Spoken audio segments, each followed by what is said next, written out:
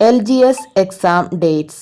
LGS exam dates 14 ജില്ലകളിൽ നടത്തപ്പെടുന്ന last grade servant എക്സാമിൻ്റെ പരീക്ഷാ തീയതികൾ.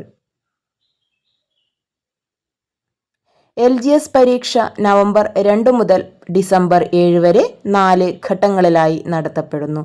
LGS പരീക്ഷ നവംബർ 2 മുതൽ ഡിസംബർ 7 വരെ 4 ഘട്ടങ്ങളിലായി നടത്തപ്പെടുന്നു.